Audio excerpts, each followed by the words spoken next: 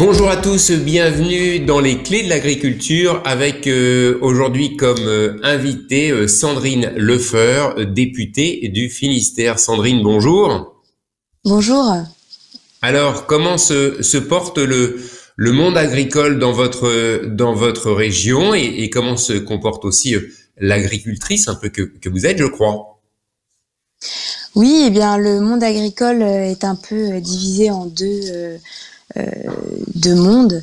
Il y a le monde de ceux qui pratiquent aujourd'hui la vente directe ou alors qui s'y sont mis, qui se portent très très bien et qui doivent d'ailleurs faire face à un afflux de personnes. Et puis il y a ceux qui sont en circuit plus long, où là ça a été un petit peu plus compliqué pour eux, mais globalement on a la grande distribution qui a plus ou moins joué le jeu selon les grandes surfaces, qui arrivent à acheter directement aux producteurs locaux. Mais c'est vrai que ça n'est simple pour personne et notamment pour la filière en circuit long. Alors justement, vous me disiez, et c'est vrai que vous avez initié vous déjà, et vous militez pour les circuits courts, la distribution de proximité entre les producteurs et les consommateurs. Dans votre région, ça, vous dites que ça marche vraiment bien, ça s'est beaucoup développé à l'occasion de cette crise sanitaire.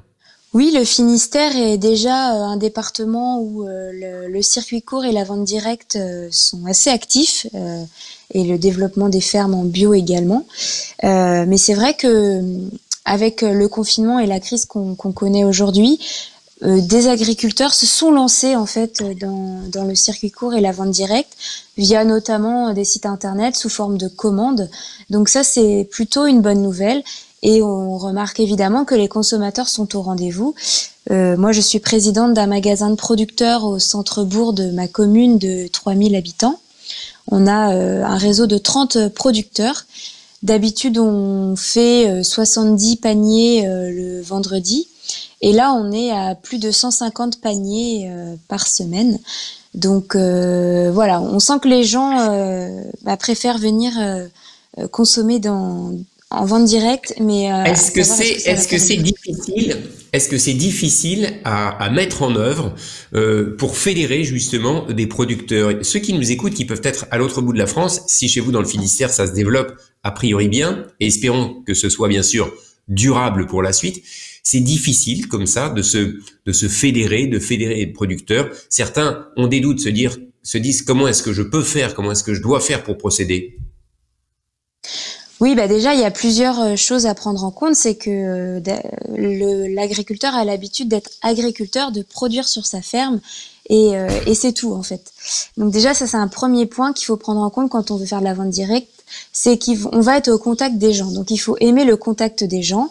Il faut pouvoir préparer les paniers à l'avance si on fait sous forme de panier. Et il faut surtout aussi réussir effectivement à fédérer, parce que un agriculteur ne peut pas, en tout cas ce serait compliqué de faire toutes les productions. Il faut satisfaire au maximum le consommateur et proposer dans un lieu précis le maximum de diversité pour que le consommateur soit intéressé. Et après, c'est vrai que c'est comme dans toutes les associations qu'on connaît aujourd'hui, hein, il y a toujours des personnes qui s'impliquent plus et d'autres qui s'impliquent un Il peu faut moins. quelques chefs d'équipe, il faut un commercialisateur en chef d'une certaine façon.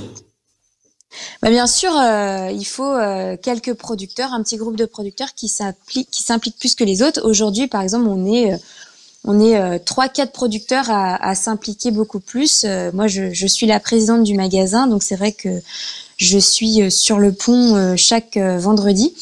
Mais voilà, après ça se fait. Il faut aussi une volonté des consommateurs pour que les producteurs trouvent des débouchés assez rapidement.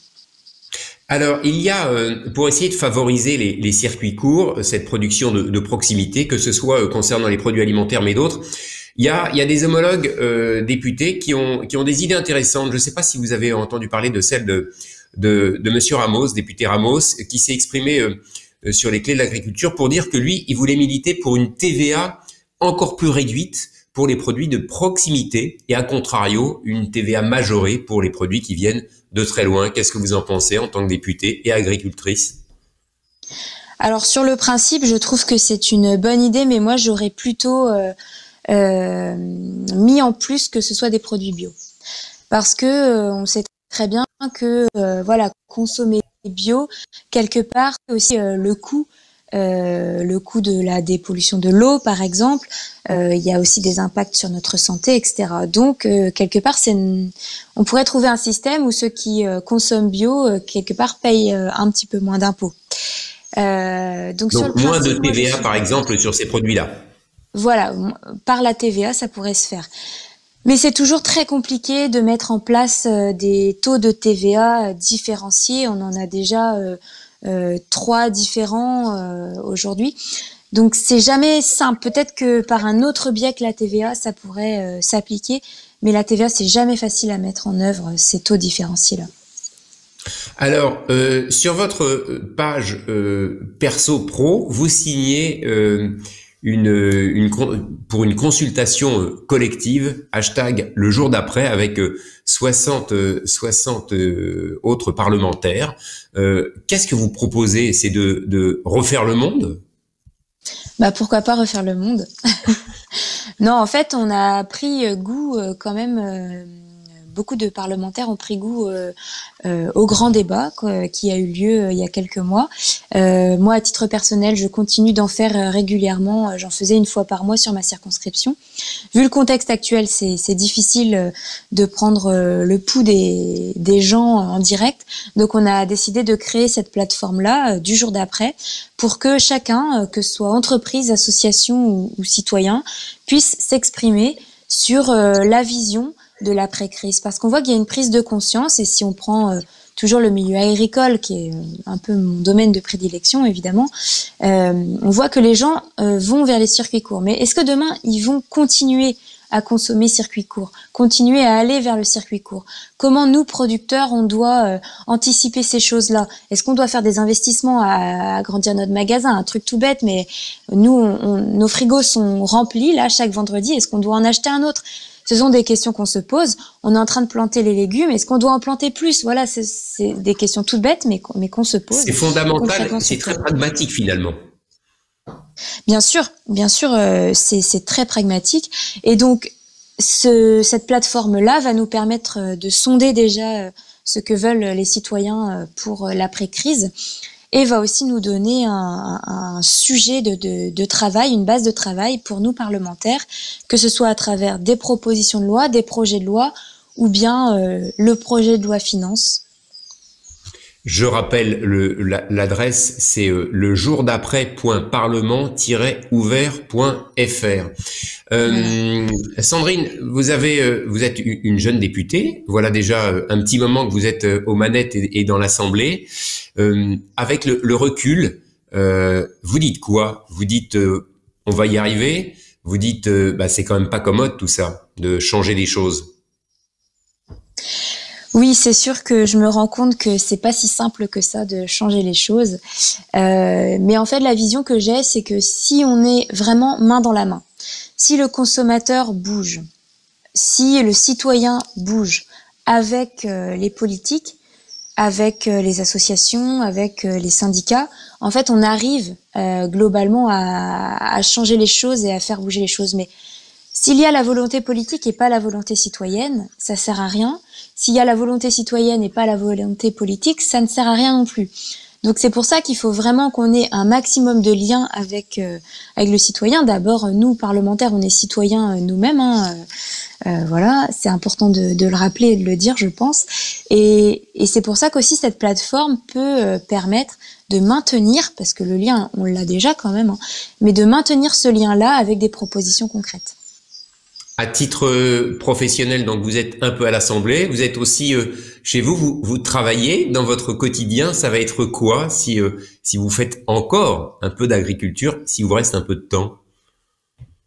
Honnêtement. Oui, alors oui, tout à fait. Alors en temps normal, effectivement, je suis sur Paris ou en rendez-vous en circonscription du lundi au jeudi. Et puis j'essaye évidemment le vendredi, samedi, dimanche, je suis sur mon exploitation. Voir que j'ai besoin de ça, c'est mon équilibre. Et là aujourd'hui en confinement, c'est vrai que je suis beaucoup plus sur mon exploitation et puis en réunion vidéo pour le reste du travail parlementaire. Allez, pour terminer, vous nous dites qu'est-ce qu'il y a dans votre jardin aujourd'hui? Quelque chose à manger au menu ou sur ou les marchés prochainement? Oui, alors il y a les courgettes qui sont en fleurs. Donc moi, je suis en serre non chauffée, je le précise. Les fraises sont également en fleurs et puis les épinards, les côtes de bête, la roquette, tout ça, ça pousse.